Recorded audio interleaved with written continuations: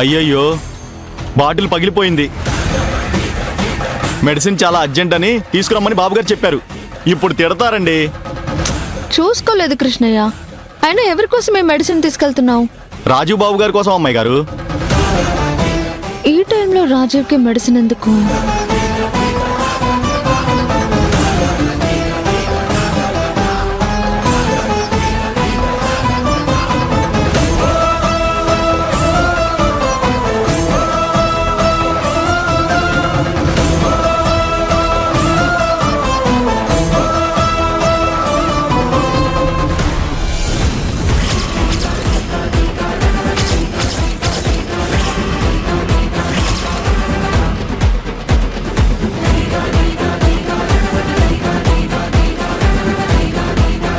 కృష్ణయ్య ఏంటి ఇంకా రాలేదు?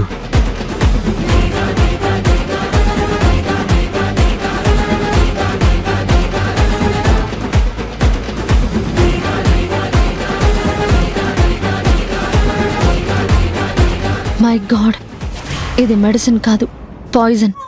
అంటే రాజీవ్ నాతో పెళ్లి ఇష్టం లేకే పాయిజన్ తాగి చనిపోదాం అనుకున్నట్టున్నాడు. ఇప్పుడు రాజీవ్ బాబు గారికి ఏం సమాధానం చెప్పాలా అమ్మాయి గారు? నువ్వేం టెన్షన్ పడ కృష్ణయ్య.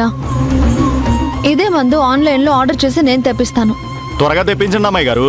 ఇప్పుడే ఆర్డర్ పెడతాను.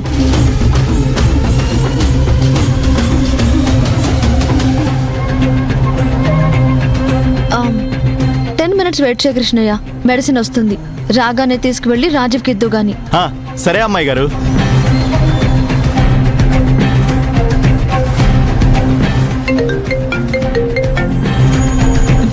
హలో, వస్తున్నాను, అక్కడే ఉండు.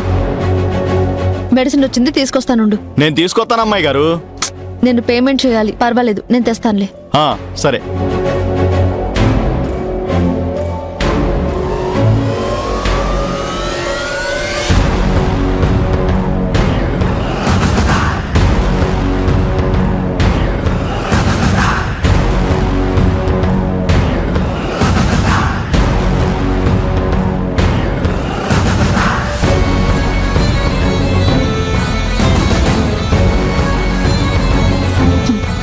రాజీవ్, నువ్వు తెప్పించుకున్న పాయిజన్ బాటిల్లో నీకొచ్చేది కాఫ్ సిరప్.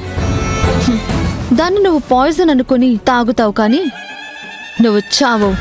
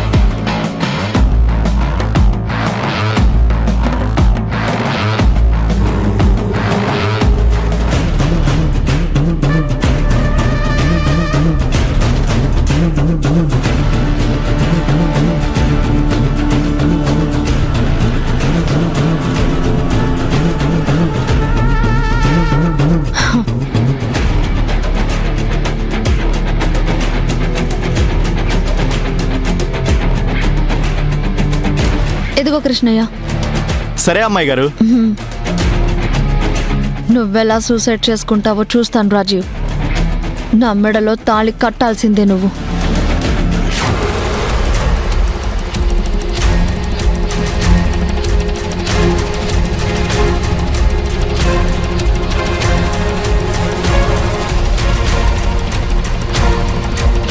ఇప్పుడు ఈ నిజం నీకెందుకు చెప్పానో తెలుసా?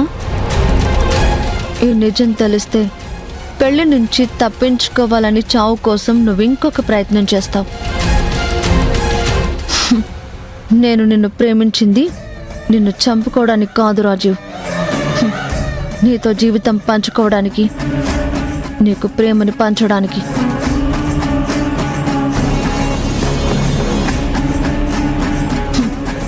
నువ్వు విషం తాగలేదని లడ్డూకి చెప్పు. నువ్వెప్పుడెప్పుడు చేస్తావోనన్న టెన్షన్లో వాడు చచ్చేలా ఉన్నాడు.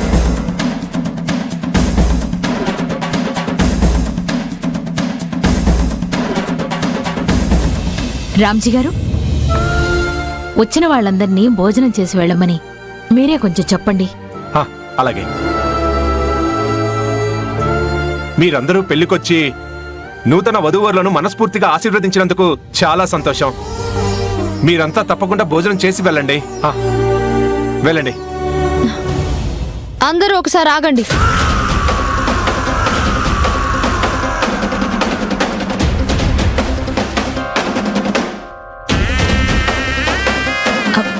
ఎందుకు శ్రావ్య? చెప్తానత్తయ్య. అందరూ ఒక 10 minutes వెయిట్ చేయండి.